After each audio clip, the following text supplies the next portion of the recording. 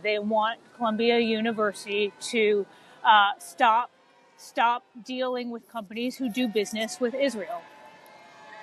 And you can hear some of the protesters now kicking up behind me. It's late at night there. Things have been happening. Tell us what's been going on. Well, honestly, I got a phone call very, very early this morning letting me know that students had occupied Hamilton Hall, an academic building on Columbia's campus. And, we jumped into action, started writing a story then, and got out here this afternoon. When we were allowed on campus, we found a campus that was relatively quiet, but anxiety kind of built throughout the day, anxiety and anticipation, as there were protesters out on the sidewalks around Columbia, and also a growing police presence. And there was a certain point where police barricaded the streets of Amsterdam, and we started hearing that they might be getting ready to make a move onto campus. That happened shortly after 9 p.m. when you could actually hear them first. NYPD came in and over a loudspeaker informed people on the street that if they didn't disperse, they would be arrested.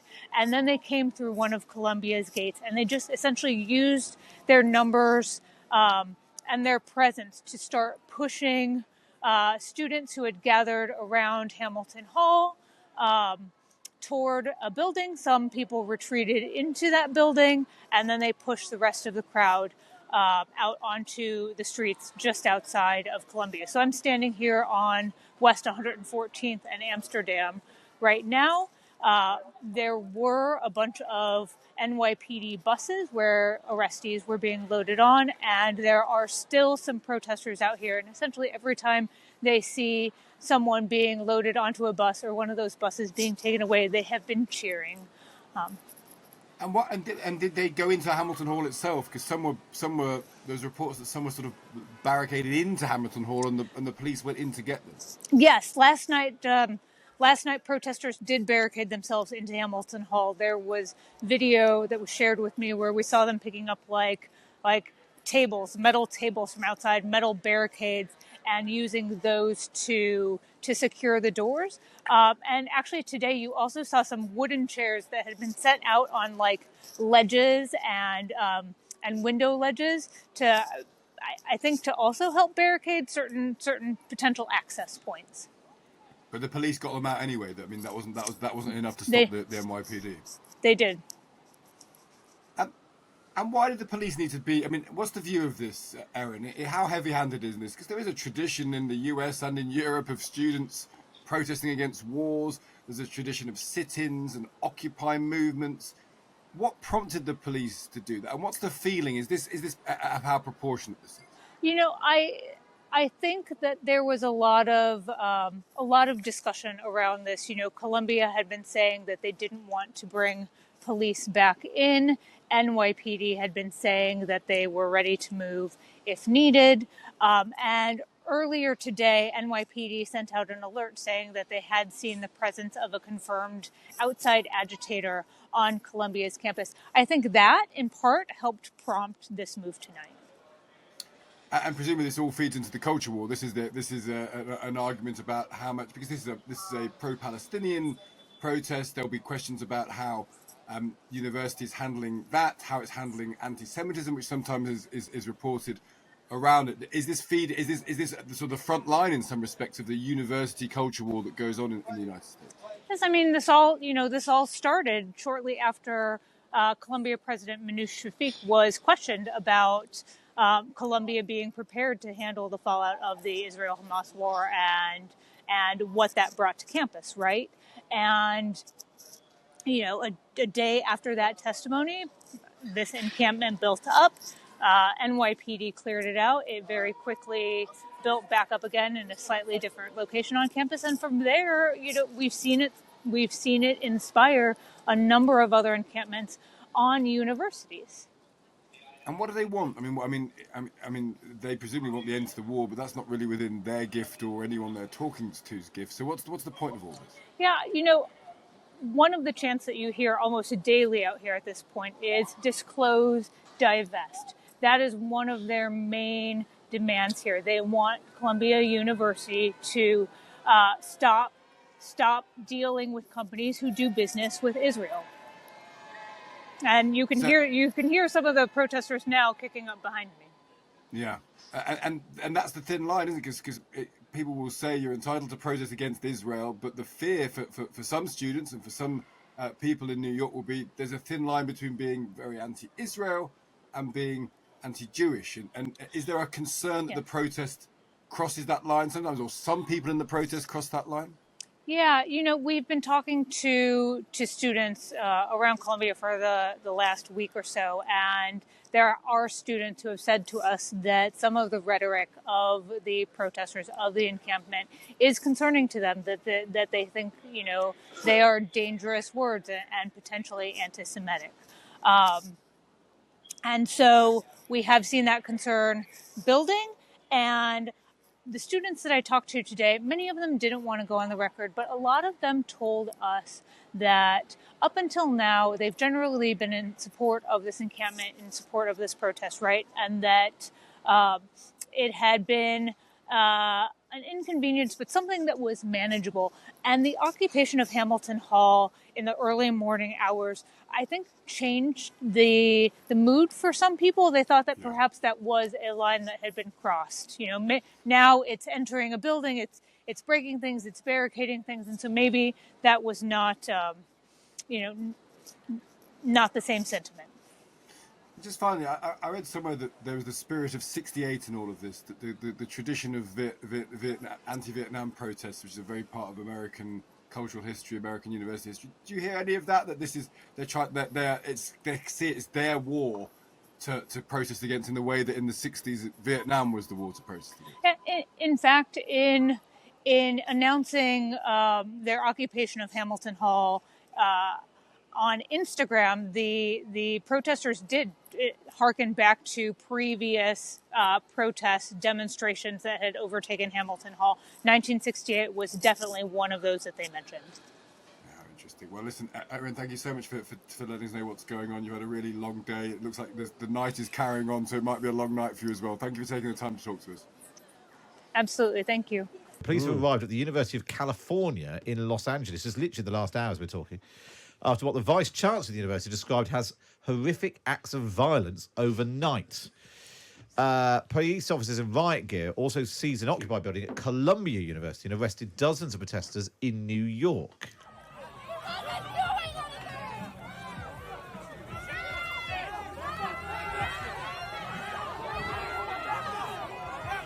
This is a protest. That's protesters at Columbia. Well, this is one of the protesters at Columbia University yesterday, demanding that the university feed them, having taken over the Hamilton Hall. Well, I guess it's ultimately a question of what kind of community and obligation Columbia feels it has to its students. Do you want students to die of dehydration and starvation or get severely ill, even if they disagree with you? If the answer is no, then you should allow basic, it's crazy to say because we're on an Ivy League campus, but this is like basic humanitarian aid we're asking for. Like, could people please have a glass of water? So they started off their pro-Palestinian demonstrations, but there have been some counter demonstrations as well. What do we make of this? I mean, first of all, the idea of the protest first. We'll come to whether or not it's the university's job to feed them. Yes. Because this is obviously in an election year, that this student uprising, it's not great for Joe Biden. No, I mean, these will all be Democrat voters, won't they, for the most part? I mean, almost exclusively, I'm guessing. And maybe this will persuade them not to. If they feel this strongly about it, maybe they won't be voting Democrat. So, yeah, it's an issue for Biden. It caught us all by surprise. I'm not entirely sure why it's happened now, so many months into this crisis. It feels quite end-of-termy, doesn't it? And that's the weird thing. Also, it's extraordinary to watch because in Britain you wouldn't have police that were armed in flak jackets going into a university quite like that. So it's escalated far faster than I think it probably would. That is always the worry in America, that and not so much in New York, but certainly in Los Angeles, everyone's got a gun, which is where it can get really unpleasant very quickly. And particularly because, as we've seen in some protests here, basically the universities have got torn between the question of free speech, but, the threat of violence and anti-Semitic slogans. Well, that's what would worry me. I mean, even when I was at university in 1987, during the first Intifada, there were friends of mine who were Jewish students who were hassled and anxious because of what was happening in the West Bank and Gaza. And it's obviously multiplied now. I think there's a free speech issue, but there's also this issue of the rights of Jewish students to go around in safety. And I don't think many of them are feeling very safe now here, and certainly not there. So hundreds of people have been arrested during protests at university in Texas, Utah, Virginia and New Jersey in less than a fortnight. And campuses have sprung up at more than 50 campuses. So it does seem to be spreading. And I imagine that social media and all that, if you're seeing it somewhere, people I think that's the other thing is it's changed slightly, is that on TikTok particularly, which is what most of them are on, you see far more visceral images coming out of Gaza. And actually, I think that is quite one-sided often. And also you get an algorithm that's fed to you. So once you start looking at certain pictures, you're going to get just one side very much fed to you. And I think that's what's changed over the last, say, 20 years, is that they've become much more politicised in that way because of social media. And in America, I think that you can see how it's playing out, but I think in Britain you will get more of that too now. And I suppose if you were getting your news from the news, you might watch a package, I don't know, from Jeremy Bowen or whatever, or the BBC, and they will give both sides. They'll explain this is the situation in Gaza, but this is why it's happened, and this is because of the hostages and the history and all of that, and the fact there are growing calls, including from Joe Biden, for restraint from Israel and so on. Is have a fuller picture. Whereas if what you're getting is a TikTok video saying America is complicit in this, and there's awful videos of children. Yes, you can see why you'd be really annoyed and really upset, stoked by that. Yeah, and also once it's being governed by social media, then there's an element of there might be possibly other actors behind that. Like we know that the Russians like to interfere in American elections, and similarly with the Iranians and the Koreans. I'm not saying that's what's happened. I think these people are, I think, misguided, but sincere. But yeah, there's all sorts of scope for propaganda. And then on the detail of the protest, if some group of students take over a hall at a university, is it incumbent on the university to then feed them? I thought the funniest comment from that woman was the fact that she was at an Ivy League university. As if she was at any other university. Reeking of snobbery. Yeah, it was extraordinary. It was like, I am deeply entitled and I need my lunch. Yeah. And actually, I don't, it's got to be a certain kind of sandwich. Don't think you can get away with just giving me sort of, Yes. a piece of bread. I thought they did sound quite entitled, and I think the problem is they probably are. Can we hear the clip again? So this is a protester at Colombia University, having taken over the Hamilton Hall and staged a sit-in. Well, I guess it's ultimately a question of what kind of community and obligation Columbia feels it has to its students.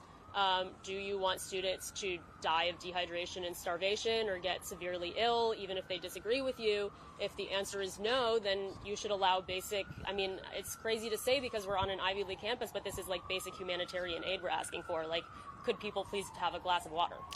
Have they cut the water off? Well, I think they're just in a hall which doesn't have a tap. I guess people don't die of starvation for a very long time. It took the IRA hunger strikers about 2 months to die. So I think they're okay on that score. If they really haven't got any water, then maybe they should give them a glass of water. But I'm sceptical about that. Sounded to me like, firstly, nauseatingly snobbish, the Ivy League reference. You can imagine somebody saying we're at Oxford or we're at Cambridge. I could actually hear them saying that, and therefore we have greater human rights than somebody who's at Leeds or Warwick. Yeah. But not prawns again. Exactly. Yeah. But also there's that sort of we're suffering too vibe. That it's not describing it as basic humanitarian yes, aid. And I didn't like the sound of that because what's happening in Gaza is obviously the situation there is awful from a humanitarian point of view, and they attempt to sort of forge a kind of link with it. Equivalence is not good. But then they're very young. They're only 20 years old or something. I did some stupid things when I was 20. But And then, the police get involved, and then there's claim and counterclaim, and somebody gets bashed on the head, and then it all, goes like it's doing. So you're getting that. Just looking at the TV pictures now, it's getting pretty unpleasant in UCLA. I think it does escalate faster, actually, in America, because they're armed. So I think if students in Britain were faced by flak jackets, by armed police, by people with helmets on, then it does feel much more tense than it would here when you look at when we have our climate change protesters. It's a milder kind of interface, isn't it? Yeah, insulate Britain. I love that idea of going on the street to put a layer of foam in your loft. Brilliant. But there, I mean, if you're the police, can't take a chance, can you? Because some of these people might be armed. It's like when they stormed Capitol Hill. Yeah.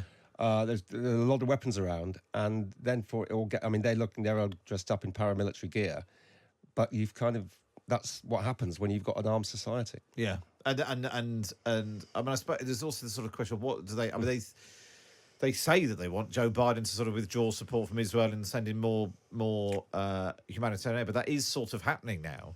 Yes, and yes, it's certainly not. I don't think it's advancing the cause of Gaza. Exactly. No.